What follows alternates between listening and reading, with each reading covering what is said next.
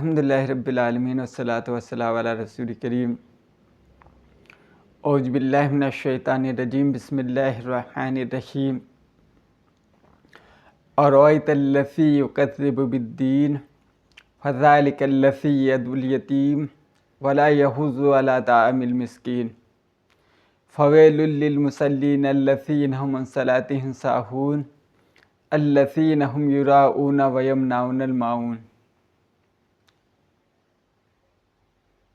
ناظرین کرام، میں نے آپ کے سامنے ایک 30ویں پارے کی سورہ تلاوت فرمائی جس کو سورہ الماعون کے نام سے لوگ جانتے ہیں۔ اس میں اللہ تبارک تعالیٰ ارشاد فرماتا ہے، کیا تم نے دیکھا اس شخص کو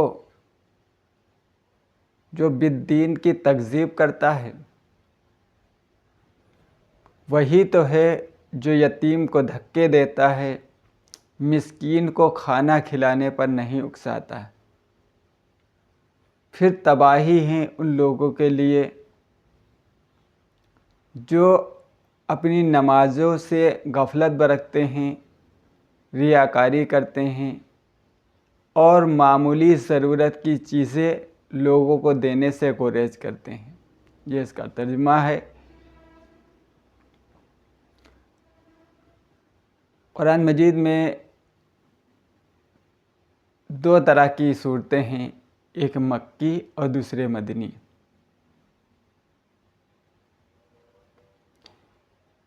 دونوں صورتوں میں جو مکے میں نازل ہوئی ہیں وہ مکی کہلاتی ہیں، جو مدینے میں نازل ہوئیں وہ مدنی کہلاتی ہیں۔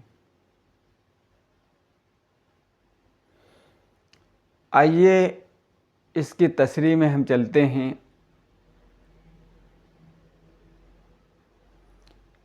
اللہ تبارک تعالیٰ ارشاد فرماتا ہے،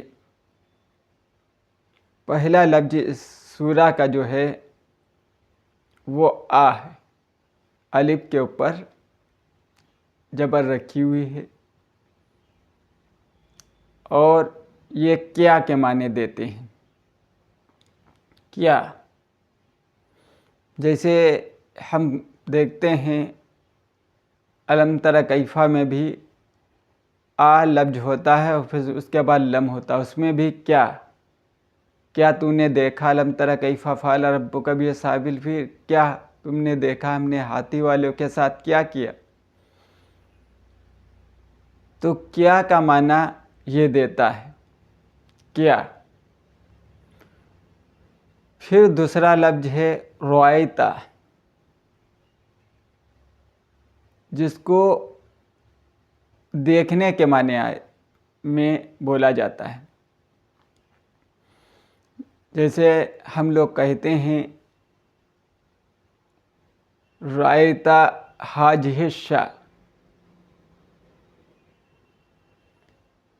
ہم نے یہ گھڑی دیکھی، ہاذہ الشاۃ، رأیتا ہاذہ الشاۃ، یعنی دو قسم کی دیکھنا ہوتا ہے، ایک تو بصری اور دوسری قلبی۔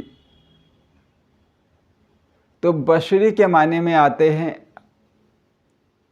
جیسے ہم نے کہا رأیتا ہاذہ الساۃ، یہ گھڑی دیکھی، تو یہ سر کی آنکھوں سے دیکھنا، اس کو رؤیت بصری کہتے ہیں، اور رؤیت قلبی جو دل سے دیکھنا اس کو رؤیت قلبی کہتے ہیں۔ جیسے رأیت زید اسدا، اس کا معنی ہے دیکھا زید کو شیر، میں نے زید کو شیر دیکھا۔ تو اس کا کیا معنی ہے؟ کیا زید کے ہاتھ شیر کی پنجوں کی طرح تھے، یا اس کے دانت شیر کے پھاڑ کھانے والے تھے؟ تو یہ رؤیت قلبی کہتے ہیں کہ گویا زید شیر کی مانند ہے، تو یہ رائتا کا معنی دیتا ہے، دیکھنے کے معنی رائتا. اور ایک کہتے ہیں رؤیت ہلال، اور اسی طریقے سے خواب دیکھنے کے معنی رؤیت بھی استعمال ہوتا ہے. تو اللہ تبارک تعالیٰ ارشاد فرما ہے اور رائتا، کیا دیکھا، الذی یکذب بالدین، یکذب بالدین. اور رأیت الذی یکذب بالدین، جو جھٹلاتا ہے.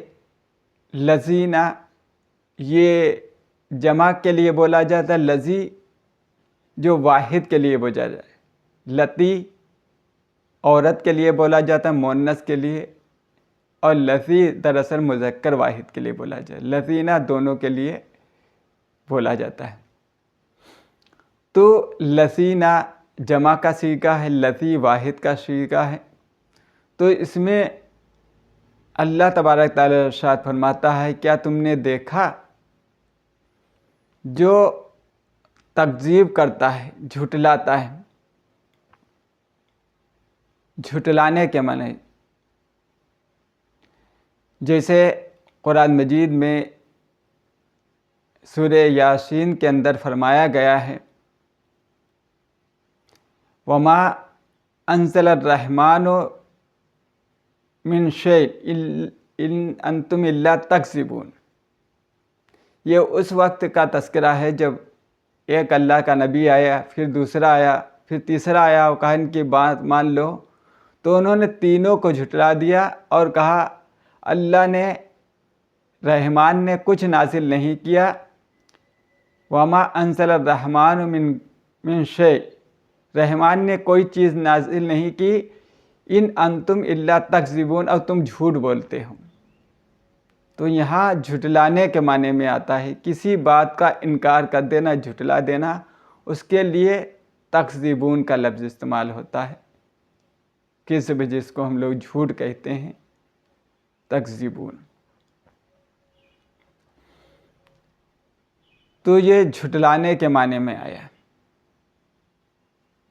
ارائیت الذی یکذب بالدین، تم نے دیکھا اس شخص کو جو بالدین کو جھٹلاتا ہے.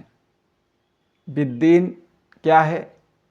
عام طور پر مفسر اس کا ترجمہ یہ کرتے ہیں کہ جو شخص جزا اور سزا کو جھٹلاتا ہے. حالانکہ یہاں پر یوم کا لفظ استعمال نہیں ہوتا ہے، آخرت کے دن کو جھٹلانا. بالدین کا لفظ استعمال ہوا ہے جو دین کی تکذیب کرتا ہے، یعنی اسلام کو جھٹلاتا ہے.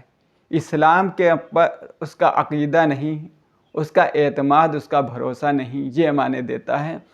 اور جہاں پر یوم کا لفظ استعمال ہوتا ہے وہاں پر یہ یوم الدین، تو وہاں پر آخرت کے دن کو جھٹلانا ہوتا. تو اس میں پہلی چیز جو آئی، تم نے دیکھا اس شخص کو جو آخرت کی جزا اور سزا کو جھٹلاتا ہے. عام طور پہ جو مفسرین ترجمہ کرتے ہیں، لیکن اس کو اسلام کی تجویز جھٹلانا ہے.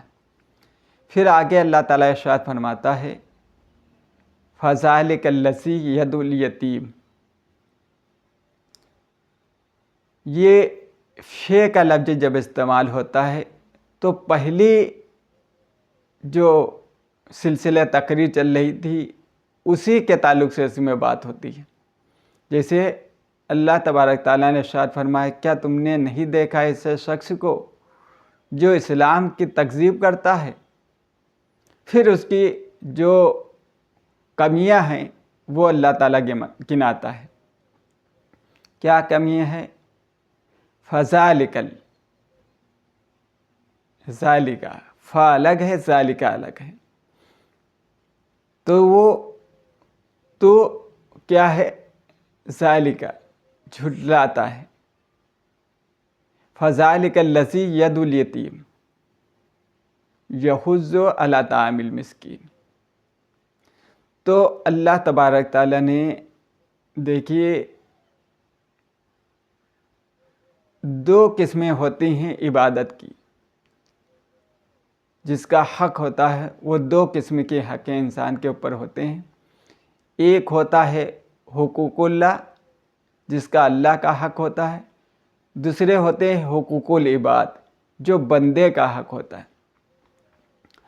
لیکن اللہ تبارک تعالیٰ اپنا حقوق بعد میں بیان کرتا ہے، پہلے بندے کے حقوق کے تعلق سے بات رکھتا ہے، اور بندے کا حقوق بھی خوب جو سماج کے اندر، سوسائٹی کے اندر سب سے زیادہ کمزور طبقہ ہے اس کا ذکر کرتا ہے، اور ان میں جو سب سے زیادہ کمزور طبقہ ہے اس کا پہلے ذکر کرتا ہے، یتیم۔ یتیم کا اگر کوئی مال ہڑپ کر لے جائے تو یتیم کی اتنی طاقت نہیں کہ اس کو چھین سکے، تو اللہ تبارک تعالیٰ پہلے اس کا تذکرہ پہلے کرتا ہے کہ تم نے دیکھا ایسے شخص کو جو رسمی دیندار ہے، جو رسمی دینداری کرتا ہے، وہ کیا کرتا ہے؟ یتیم کے دھکے دیتا ہے۔ یتیم کے دھکے دینے کا مطلب یہ ہے کہ اس کو دھکے دے کر ہٹا دینا یہ مراد نہیں، بلکہ اس سے مقصد یہ ہوتا ہے کہ اس کے اوپر جو انسانی حقوق ہیں اس کو نہ دینا، اس کو دھکے مارنے ہیں۔ یحض علی طعام المسکین، پہلے ید الیتیمہ، ید الیتیمہ،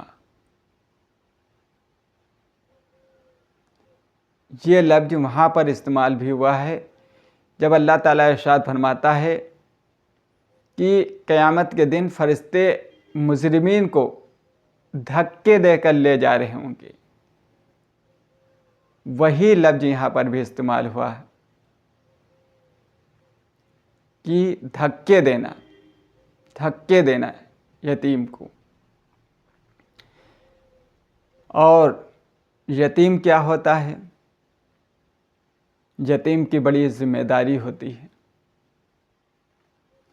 اللہ تبارک تعالیٰ نے یتیم کا تذکرہ کیا، اور محمد صلی اللہ علیہ وسلم بھی یتیم تھے۔ اللہ تبارک تعالیٰ الضحیٰ کے اندر ارشاد فرماتا ہے، الم یجد کا یتیماً فآویٰ ووجدک ضالاً فہدیٰ۔ کیا تم نے ہم نے یتیم پایا اور ٹھکانہ فراہم کیا، نادار پایا اور مالدار کر دیا؟ تو نبی کریم صلی اللہ علیہ وسلم بھی یتیم تھے، اور اللہ تبارک تعالیٰ نے ان کا بہترین ان کو سہارا دیا، بہترین سہارا۔ اور آپ دیکھیں کہ حضور اکرم صلی اللہ علیہ وسلم کی پیدائش سے پہلے ہی وہ یتیم ہو گئے تھے، ان کے باپ کا سایہ سر سے اٹھ گیا تھا، یعنی آپ دنیا میں تشریف نہیں لائے تھے تو آپ کے والد عبداللہ کا انتقال ہو گیا تھا۔ پھر اس کے بعد جب آپ کی پیدائش ہوئی تو جو دائیاں آئیں بچوں کو لے جانے کے لیے، تو نبی کریم صلی اللہ علیہ وسلم کو کوئی لے جانے کے لیے تیار نہیں تھی، یہاں تک کہ دائی حلیمہ آئیں اور واپس چلی گئیں۔ جب پتہ چلا ان کا باپ نہیں ہے تو انہوں نے سمجھا دادا بھی ایسے ہے، کیا وہ دے گا بڑھاپے کی حالت میں، تو وہ واپس چلی گئیں۔ لیکن ان کے شوہر نے کہا کہ سب کے پاس بچے ہیں اور تمہارے پاس کوئی بچہ نہیں، لہٰذا تم اسی بچے کو لے آؤ۔ تو وہ پھر گئیں اور اس بچے کے لے آئیں، اور پھر آپ دیکھیں کہ جو نزول کے برکت ہوئی دائی حلیمہ، وہ کسی سے چھپی ہوئی نہیں۔ آج یہیں جو ہمارا ماحول ہے، سب کچھ آدمی لے جا رہا ہے گھر کے اندر، لیکن دین لے جانے کے لیے تیار نہیں۔ جس طرح حضور اکرم صلی اللہ علیہ وسلم کو کوئی دودھ پلانے والی لے جانے کو تیار نہیں تھی، آج اسلام کو لے جانے کے لیے تیار نہیں۔ آج اسلام ہی طرح بالکل یتیم ہو گیا ہے، جس طرح نبی کریم صلی اللہ علیہ وسلم یتیم تھے۔ کوئی آدمی دین نہیں لے جا رہا، تو اللہ تعالیٰ ارشاد فرماتا ہے کہ تم نے دیکھا اس شخص کو جو تکذیب کرتا ہے بالدین کی، وہی تو ہے جو یتیم کو دھکا دیتا ہے اور مسکین کو کھانا کھلانے پر نہیں اکساتا۔ اب یہاں مسکین کو کھانا کھلانا، طعام کا لفظ استعمال ہو، وَلَا يَحُضُّ عَلَىٰ طَعَامِ الْمِسْكِينِ۔ مسکین،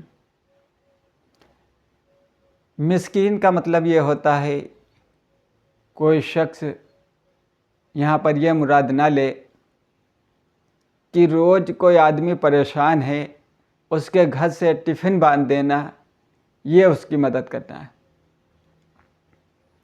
مسکین وہ ہوتا ہے جو تمام ساری محنت کرنے کے باوجود ذمہ داری زیادہ ہو، وہ اتنی اس کے گھر کی کفالت نہ کر سکے کہ اس کا بچوں کا پیٹ چل سکے، تو وہ ہوتا ہے مسکین۔ جیسے آپ دیکھیں، خضر علیہ السلام اور موسیٰ علیہ السلام نے جب سفر کیا، کشتی پر سوار ہوئے، جو اترنے والے تھے تو خضر علیہ السلام نے اس کشتی کا پٹرا جو تھا اس کو توڑ ڈالا، اور موسیٰ علیہ السلام نے کہا، اس نے کرایہ بھی نہیں لیا اور آپ نے اس کا یہ کشتی توڑ دی۔ خضر علیہ السلام نے اس کا جواب دیا تھا کہ یہ یتیم کی کشتی تھی، یعنی جو کشتی کا مالک ہے وہ یتیم ہے، اور آگے جو علاقہ پڑنے والا جو کسی شخص کی اچھی کشتی ہوتی ہے تو وہ اس کا وہاں کا جو طاقتور آدمی ہے اس کو چھین لیتا ہے۔ تو دیکھیے، یتیم وہی ہوتا ہے جیسے یہ کشتی چلا رہا لیکن اس کی کفالت نہیں کرتی کام کی وجہ سے کہ اس کا گھر چل سکے، تو ایسے آدمی کو مسکین کہا جاتا ہے۔ تو ایسا اس کے لیے کام کا انتظام کر دینا جس کا اس کا گھر چلے، یہ ہوتا ہے طعام کا لفظ استعمال ہوتا ہے۔ طعام کا یعنی کھانے کے مراد نہیں، بلکہ ایسا انتظام کر دینا کہ اس کے ذریعے معاش کا پورا انتظام ہو سکے۔ تو طعام کا لفظ عربی میں ہوتا ہے بہت معنی خیز ہے۔ اللہ تبارک تعالیٰ قرآن مجید میں اپنی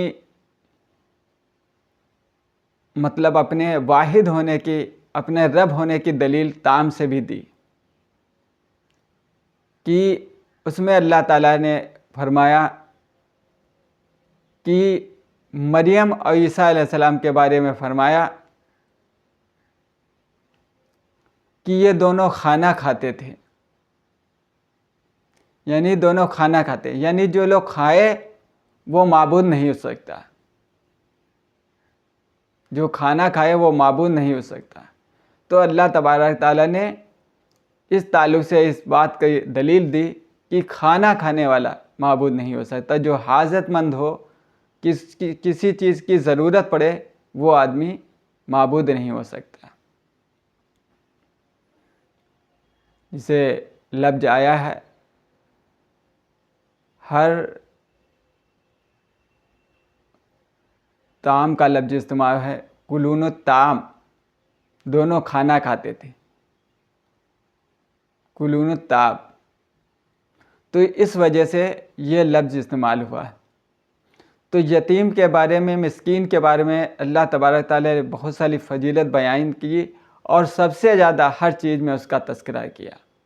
قرآن مجید میں تمام مقامات آپ اٹھائیے جس میں کہا گیا انسان دشوار گزار گھاٹی سے گزرنے کی ہمت نہ کی، اور تم کیا جانو کیا ہے دشوار گزار گھاٹی، کسی فاقے کے دن کسی یتیم کو کھانا کھلانا اور یتیم کے سر پر ہاتھ پھیرنا اور مسکین کو کھانا کھلانا، تو یہ دشوار گزار گھاٹی ہے۔ کسی گردن کو غلامی سے چھڑانا اور کسی یتیم سے اچھا سلوک کرنا، اس طریقے سے تمام ساری قرآن مجید میں آیت ہے۔ اور نبی کریم صلی اللہ علیہ وسلم سے یتیم کے بارے میں فرمایا کہ جو شخص یتیم کی کفالت کرے وہ جنت میں ایسے رہے گا، اس طریقے سے آپ نے 2 انگلی کر کے بتائیں، یعنی میں نبی ہوں، وہ نبی نہیں ہوگا، اتنی فضیلت۔ اور اللہ کے نبی صلی اللہ علیہ وسلم ارشاد فرماتے ہیں، یتیم کی مثال دی، گھروں میں بہترین گھر یعنی سب سے اچھا گھر اس شخص کا ہے جس کے گھر میں یتیم بچہ ہو اور اس کے ساتھ اچھا سلوک ہو رہا ہو، اور گھروں میں سب سے زیادہ بدترین گھر اس شخص کا ہے جس کے گھر میں یتیم بچہ ہو اور برا سلوک ہو رہا ہو۔ تو یہ یتیم اور مسکین کے بارے میں یہ لوگ رسمی دیندار ہیں، رسمی دینداری کرتے ہیں، اور حقیقی دینداری نہیں ان کے اندر۔ تو یہ چیزیں ہوتی ہیں رسمی دینداری۔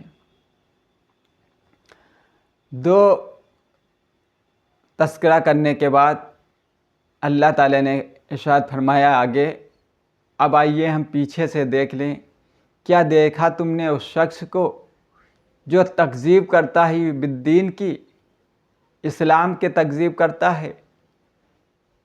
فَذَلِكَ الَّذِي يَدُ الْيَتِيمِ، وہی تو ہے جو یتیم کو دھکے دیتا ہے اور مسکین کو کھانا کھلانے پر نہیں اکساتا۔ مسکین کو کھانا کھلانے پر نہیں اکساتا۔ اور واقعی آپ اگر دیکھیں کہ دنیا کے اندر اگر انسان کی کوئی شخص ہو بھوکا رہے گا تو اس کی عبادت نہیں کر سکتا۔ تو ضروری ہے ہم لوگوں کی اس کی روزی روٹی کا انتظام کرنا، ہماری آپ کے اوپر جو صاحب نصاب ہیں اس کے لیے ضروری ہے۔ ورنہ شاعر نے کہا ہے، بھوک انسان کو مجبور بنا دیتی ہے، بھوک انسان کو مجبور بنا دیتی ہے، حد تہذیب سے نکل جاتا ہے۔ شہر میں جب آگ جلتی ہے تو گھر جلتے ہیں، پیٹ کی آگ میں ایمان بھی جل جاتا ہے۔ تو ضروری ہے ہم کو ایسے لوگوں کی مدد کرنا، ورنہ یقینی طور پر آپ دیکھیں کہ وہ اللہ کی عبادت نہیں کر سکتا۔ جس کے گھر میں بچے بھوکے ہوں، اس کی بیوی بھی بھوکی ہو، وہ یقینی طور پر اللہ کی عبادت نہیں کر سکتا۔ تو اللہ تبارک تعالیٰ نے اپنا تذکرہ بعد میں کیا، پہلے کمزور جو طبقہ ہے، جو سب سے سماج میں کمزور پائے جاتے ہیں، ان کا ذکر پہلے کیا ہے۔ پھر آگے اللہ تعالیٰ ارشاد فرماتا ہے، فَوَيْلٌ لِّلْمُصَلِّينَ الَّذِينَ هُمْ عَنْ صَلَاتِهِمْ سَاهُونَ، پھر تباہی ہے ان لوگوں کے لیے جو اپنی نمازوں سے غفلت برتتے ہیں۔ تباہی ہے ان لوگوں کے لیے جو اپنی نمازوں سے غفلت برتتے ہیں۔ یعنی یہاں نمازوں سے نہیں کہا گیا، نمازوں میں نہیں کہے، نمازوں سے کہا گیا۔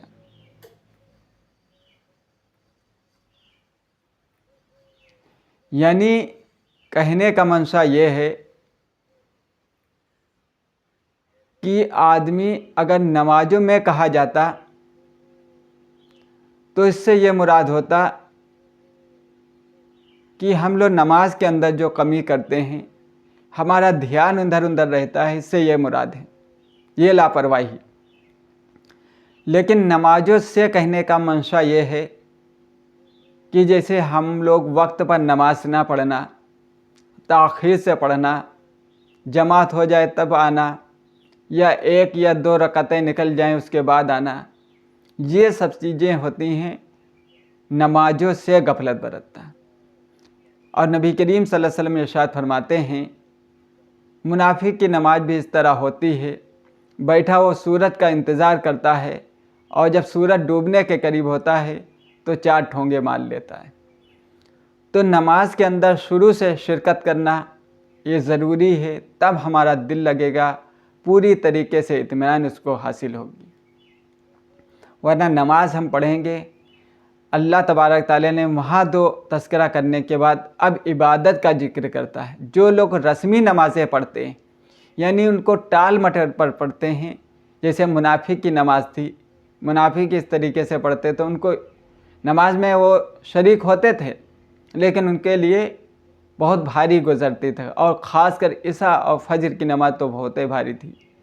यहाँ तक कि हज़रत उमर रज़ियल्लाहु ताला अन्हु के दौरे खिलाफत में जब कोई फजर की नमाज में ताख़ीर होती थी, देर से आता था, को गुमान करते थे कि शायद ये मुनाफिक तो नहीं।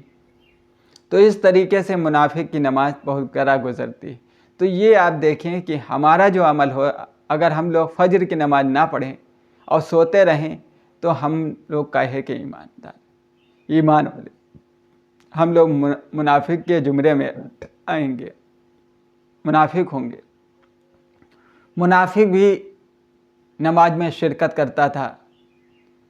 हज़रत उमर रज़ियल्लाहु ताला अन्हु के दौरे खिलाफत में एक वाक़या मशहूर है। एक शख्स की, एक सहाबी की एक रकात छूट गए तो हज़रत उमर रज़ियल्लाहु ताला ने सहाबी से कहा, इसको कल भी देखना, ऐसा ना हो कि इसकी नमाज रकातें फिर छूटे। तो सहाबी ने कहा, नहीं, ये मोमिन आदमी है, मैं इसको जानता है। ठीक है, कहने लगे मोमिन है, लेकिन कल फिर गौर करना कहीं फिर नमाज ना छूटे, वरना ये मुनाफिक तो नहीं। तो देखिए, एक रकात जिसकी छूट जाए उसको हज़रत उमर रज़ियल्लाहु ताला अन्हु के दौरे खिलाफत में मुनाफिक समझा जाता था। और हमारा अमल क्या है? फजर की नमाज ही तर्क कर देते हैं और पढ़ते नहीं, और ज़रा हमारे दिल में उसका ख़याल तक नहीं आता कि हम कोई गुनाह का इर्तिकाब कर रहे हैं। और अल्लाह ताला ने सूरह जासिया के अंदर फरमाया भी कि अफ़रायता मन इत्तख़ाज़ इलाहुम, तुमने देखा उस शख्स को जिसने अपनी ख्वाहिशात नफ्स को इला बना लिया है, रब बना लिया है।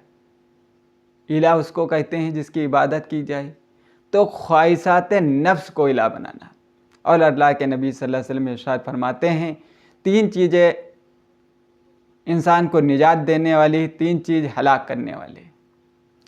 निजात देने वाली चीज़ें खुले छुपे हर हाल में अल्लाह का डर रखना, और खुशी हो नाराज़गी दोनों हालतों में हक बात कहना, और अल्लाह ने माल ज़्यादा दिया है या कम दिया, दोनों हालतों में एतदाल की राह चलना। और हलाक करने वाली चीज़ें हैं ख्वाहिशात नफ्स। आप देखिए, अगर हम फजर की नमाज नहीं पढ़ रहे हैं तो ख्वाहिशात नफ्स के ताबे। और फिर दूसरी चीज़ बुख्ल, यानी अगर हम लोग कंजूसी करते हैं तो ये बुख्ल में आती। और तीसरी चीज़ खुद पसंदी। और नबी करीम सल्लल्लाहु अलैहि वसल्लम इरशाद फरमाते हैं, ये 2 चीज़ों में सबसे ज़्यादा घटिया चीज़ है। तो 3 चीज़ें निजात देने वाले, 3 चीज़ हलाक करने वाली। तो निजात देने वाली चीज़ें जब हमको अल्लाह का डर हो जाए, खुले छुपे में हमसे कोई गुनाह सरजद ना हो, या हम नमाज के लिए उठ पड़ें, तो ये हमारे लिए बाइस अल्लाह का डर है। हम फजर की नमाज में पेश हों तो ये अल्लाह का डर है, वरना क़यामत के दिन क्या हाल हमारा होगा वल्लाहु आलम जानता है क्या हो हमारे साथ वो सलूक करेगा कि हम लोग इतने नाअहल और बदअमल हैं। तो अल्लाह तबारक तआला इरशाद फरमाता है, रस्मी दीनदार, जो रस्मी दीनदारी है, क्या तुमने देखा जो आखिरत को झुटलाता है, बिद्दीन को, यतीम को धक्के देता, मिस्कीन को खाना खिलाने पर नहीं उकसाता, तबाही है उन लोगों के लिए, यानी बर्बादी है उन लोगों की जो अपनी नमाजों से गफलत बरतते हैं और रियाकारी करते हैं। दिखावा, रियाकारी करना। और रियाकारी करने वाले का मामला क्या है? जो कोई रियाकारी करता है उसके लिए जहन्नुम की वेल है। और आप देखें कि 3 शख्सों का फैसला जो क़यामत के दिन सबसे पहले होगा वो रियाकार आदमी का होगा। जो एक अल्लाह की राह में मुजाहिद होगा, जिहाद करने वाला, दूसरा अल्लाह ताला ने जिसको माल दिया होगा उसको तमाम लोगों को खर्च करने वाला होगा, और तीसरा शख्स भी आलिम होगा। ये तीनों चीज़ों ने उसने ये दुनिया में इस वजह से माल खर्च किया ताकि उसको लोग बहुत ही फैयाज कहें, और जो मुजाहिद था उसको ये वजह से अल्लाह की राह में लड़ता था कि ताकि आदमी उसको बड़ा ताकतवर कहे, और आलिम जो होगा इस वजह से इल्म सीखा हो कि दुनिया में उसका बड़ा नाम हो जाए। तो तीनों उसने रियाकारी के लिए काम किया था, और इसी वजह से अल्लाह ताला ने उसको फरिश्तों को हुक्म देगा, इनको घसीटते हुए जहन्नुम में डाल दो। तो रियाकारी दिखावा इतना बुरा चीज़ है। اور اللہ تعالیٰ نے سورہ بقرہ کے اندر ارشاد فرمایا ہے جو آدمی ریاکاری کرتا ہے اللہ کی راہ میں جو شخص دیتا ہے اس کی مثال بھی دے کہ جیسے ایک چٹان پڑی تھی، جب اس نے صدقہ دیا تو ایک مٹی کے تہ جمی، اور جب اس نے ریاکاری کی تو بارش ہوئی، میں برسا، اور چٹان ویسے کی ویسے رہ گئی۔ کیا نتیجہ نکلا اس کے نام عمل میں؟ ویسے رہ گیا۔ لیکن اگر دین کے معاملے میں، نماز کے معاملے میں وہ ریاکاری کرتا ہے، وہاں صدقہ دینے سے اس کو نام عمل میں کچھ نہیں آتی، لیکن اگر آدمی ویسے اگر عبادت کے تعلق سے ریاکاری کرتا ہے تو نبی کریم صلی اللہ علیہ وسلم نے فرماتے ہیں اور یہ شرک خفی ہے۔ شرک خفی، اور شرک خفی کے بارے میں اللہ کے نبی صلی اللہ علیہ وسلم نے فرمایا، جانتے ہو کہ شرک خفی کیا ہے؟ صحابہ تو وہ جانتے تھے کہ شرک جلی جو واضح طور پر شرک ہوتا ہے، مزاروں سے مانگنا، ان کو سجدہ کرنا، نذر و نیازیں چڑھانا، ان کے نام کی دیگیں چڑھانا، بڑے پیر صاحب کے نام کی دیگیں چڑھانا، یہ ہوتا ہے شرک جلی واضح طور پر۔ شرک خفی کیا ہے؟ صحابہ نے کہا اللہ اس کے رسول بہتر جانتے ہیں۔ تو حضور اکرم صلی اللہ علیہ وسلم ارشاد فرماتے ہیں، مثال طور پہ آپ نماز پڑھ رہے ہو، دیکھو کوئی شخص آپ کو دیکھنے لگا تو آپ کو سبحان ربی العظیم 3 مرتبہ کہنا تھا، آپ نے 5 مرتبہ کہا، 2 مرتبہ کس کے لیے بڑھایا؟ اس کے لیے بڑھایا، تو یہ شرک خفی ہو گیا۔ اور نبی کریم صلی اللہ علیہ وسلم نے ارشاد فرماتے ہیں شرک خفی کا پہچاننا بہت مشکل ہے، بہت مشکل ہے۔ تو یہ آج ہمارے دور میں آپ دیکھیں کہ جو شخص نماز کی امام ہے، نماز پڑھا رہا ہے، تو جو مغرب کی 2 رکعتیں ہیں یا عشاء کی 2 رکعتیں ہیں پہلے والی، اس میں بہت اچھی قرأت کرتا ہے، الحمدللہ رب العالمین الرحمن الرحیم، اس طریقے سے اگر کوئی سورت پڑھتا ہے، اما یتساءلون عن النبأ العظیم الذی ہم فیہ مختلفون کلا سیعلمون ثم کلا سیعلمون، اس طریقے سے بہت اطمینان سے پڑھتا ہے۔ لیکن جب 2 رکعتیں بعد میں پڑھی جاتی ہیں جس میں سورہ فاتحہ سری پڑھی جاتی ہے، تو اس میں کیا کرتا ہے؟ عام طور پر جو احناف کا معاملہ ہے وہ اتنی جلدی پڑھ جاتے ہیں کہ آپ کو سورہ فاتحہ ان کے پیچھے نہیں پڑھ سکتے، اتنا بڑا مشکل ہو جاتا ہے۔ کس وجہ سے؟ کہ اب کوئی دیکھ نہیں رہا، اب کوئی دیکھ نہیں رہا۔ پھر ان کی انفرادی نماز دیکھیے، 1.5 رکعت میں ان کی 2 رکعتیں ہو جاتی ہیں۔ میں نے ایک شخص کو دیکھا، اس کی 4 رکعتیں فرض ظہر چھوٹ گئی تھی، میں نے دیکھا 6 منٹ کے اندر اس نے 12 رکعتیں پڑھ لی، 12 رکعتیں 6 منٹ میں۔ آپ تصور کریں یہ کیا ہے؟ یہ شرک خفی ہے۔ آپ امامت کرتے ہو، بہت اطمینان سے نماز پڑھاتے ہو، لیکن جب انفرادی نماز ادا کرتے ہو تو یہ حالت، 6 منٹ میں آپ نے 12 رکعتیں ادا کر لی، کیا عالم ہوگا اسی نماز کا، ایسی عبادت کا؟ تو یہ سماج کے اندر آج ہمارا یہ ماحول چل پڑا ہے، اور اس میں اگر کوئی 4 رکعت میں 10 سے 11-12 منٹ لگا دے تو کہتے ہیں کہ نماز بہت لمبی ہو گئی، بہت نماز لمبی ہو گئی، جبکہ حقیقت یہ ہے اللہ کے نبی صلی اللہ علیہ وسلم، آپ تصور کریں آپ جس طریقے سے قرأت کرتے ہیں، آپ جو ہے جمعے کے دن جو آپ صلی اللہ علیہ وسلم کا ایک خاص تھا، عشاء کی نماز میں آپ پہلی رکعت میں سورہ جمعہ جس میں 2 رکوع، دوسری رکعت میں سورہ منافقون جس میں 2 رکوع آپ پڑھتے تھے۔ ہمارا معمول یہ ہے کہ ہم لوگ ایک رکوع دونوں کا پڑھ لیتے ہیں، तब भी नमाज़ पढ़ने वाले जब 10 से 11-12 मिनट लग जाते तो कहीं नमाज बहुत मुफस्सल होती, मुख्तसर होनी चाहिए। अल्लाह के रसूल सल्लल्लाहु अलैहि वसल्लम ने इरशाद फरमाया नमाज बहुत मुख्तसर पढ़ा। तो भाई मेरे ये मुख्तसर ही नमाज है। नमाज मुफस्सल वो होती है जो नबी करीम सल्लल्लाहु अलैहि वसल्लम ने जितनी पढ़ी जब हम उससे ज़्यादा पढ़ें, और जो सहाबा के दौर में जो तस्करा मिलता है, नबी करीम सल्लल्लाहु अलैहि वसल्लम ने इरशाद फरमाते हैं नमाज मुख्तसर पढ़ो। जैसे एक वाक़या हुजूर अकरम सल्लल्लाहु अलैहि वसल्लम के पास साथ पेश आया। हुजूर अकरम सल्लल्लाहु अलैहि वसल्लम के पास एक सहाबी आए, कहने लगे अल्लाह के रसूल हम नमाज घर में पढ़ लेते हैं, वो एक हैं हमारे इमाम जो नमाज़ पढ़ाते हैं, बड़ी लंबी नमाज़ें पढ़ाते हैं, हम दिन भर थक जाते हैं, रात को आराम करना चाहते हैं। तो नबी करीम सल्लल्लाहु अलैहि वसल्लम इनको बुलाकर सख्त मजम्मत की उनकी कि लोगों के लिए आसानी पैदा करो, शक्ति पैदा ना करो। उनका मकसद ये था, वो आधा घंटे तक नमाज़ें पढ़ाते थे। ये मुख्तसर नहीं नमाज 10 मिनट की, ये मुख्तसरी नमाज, मुफस्सल नहीं, मुख्तसर। और आप ये समझते हैं ये मुफस्सल नमाज है।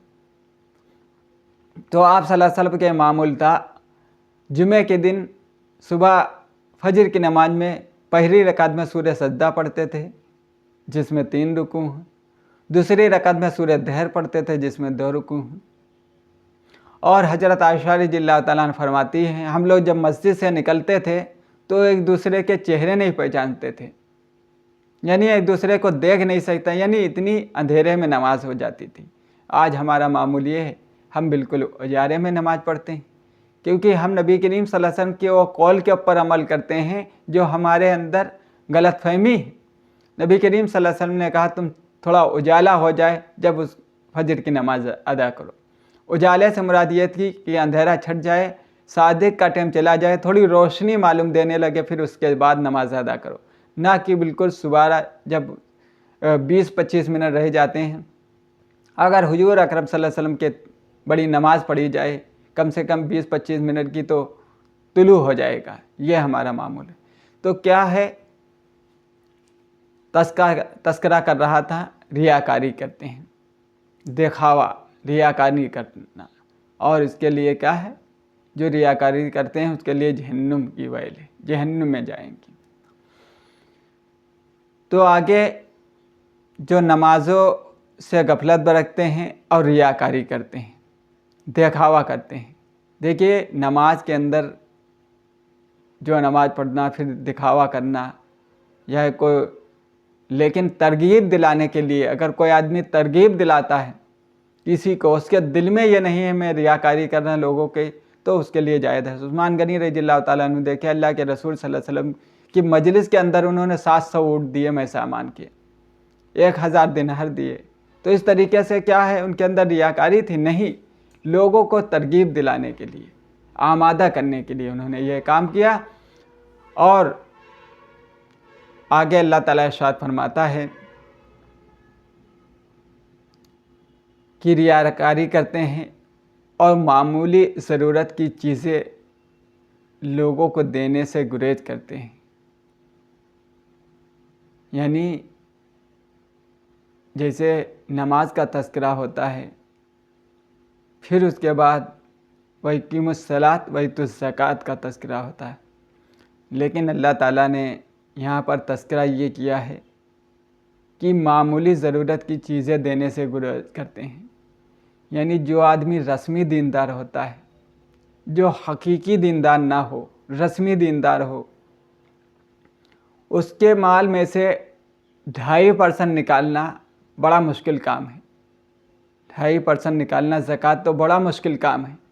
इसी वजह से अल्लाह तबारक ताला ने उसका तज़किरा नहीं किया है, बल्कि मामूली ज़रूरत की चीज़ें जब देता नहीं वो लोगों को, वो चीज़ नहीं देता जो उसको वापस मिलने वाली, घर में जैसे बेलचा रखा हुआ, ये खुरपा रखा हुआ, या कोई चीज़ ऐसी ज़रूरत की वो देगा अभी वापस आ जाएगी, वो देने के लिए तैयार नहीं है, तो ये आगे क्या देगा। कि देखिए अल्लाह तबारक ताला के मंशा ये है कुरान मजीद का इस माउन का ताल्लुक़ से कि जो मामूली चीज़ें नहीं दे सकता, जो चीज़ उसको मिलने वाली है वो चीज़ नहीं देगा, तो अल्लाह ताला ने उसमें ज़कात की क्यों पाबंदी करे, वो क्या ज़कात देगा 2.5%। بہت مشکل کام. جو واپس ملنے والی اس کو دینے کے لیے تیار نہیں تو آگے کیا دے گا. تو یہ سے معاون کی تفسیر تھی جو میں نے مختصر بیان کی.